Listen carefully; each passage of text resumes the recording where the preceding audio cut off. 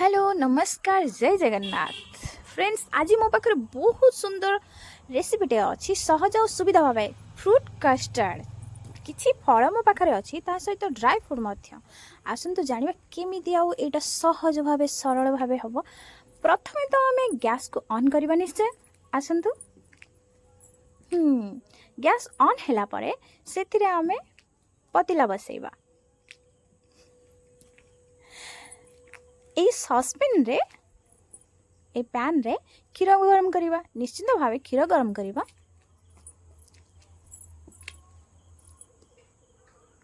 क्षीर गरम कर सारा पर यह फुटवा को छाड़ीदे किसी समय भल भाव फुटे नवा।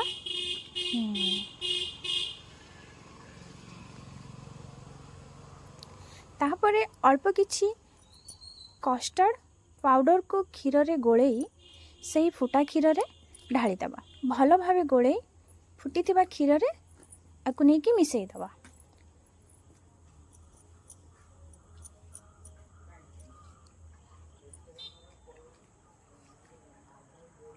भल भाव फेंटी सारा पर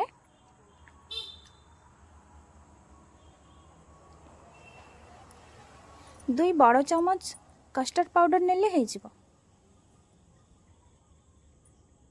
आउ से समय रे चीनी गुंड बा चीनी पाउडर से देदबा आवश्यक अनुसार मीठा अनुसार। आउ मु किछि फ्रूट्स काटी रखी ताहा ठंडा हैला परे से फल को से मिलई दबा।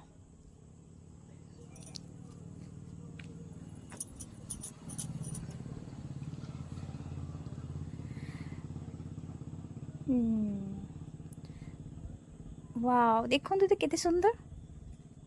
ताहापरे ठंडा तो निश्चय हो सारी को ठंडा ठंडा खाइले टिके मजा लगे से मुझे फ्रिज रे रखीदेली किसी समय।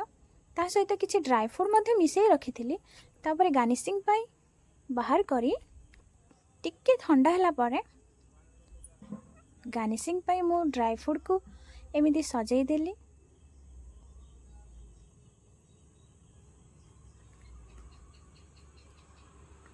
यह छोट बड़ समस्त प्रिय निश्चय ट्राए करके देखंतु। बहुत सहज और सरल उपाय रे गला बहुत जल्दी मध्य आकर्षणीय और स्वादयुक्त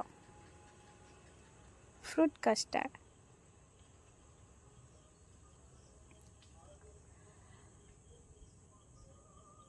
थैंक यू सो मच। मो चैनल को सब्सक्राइब करंतु लाइक करंतु केमिति लागिला आज मोर फ्रूट कस्टर्ड ताहा कमेंट माध्यम रे निश्चय जणांतु। जय जगन्नाथ।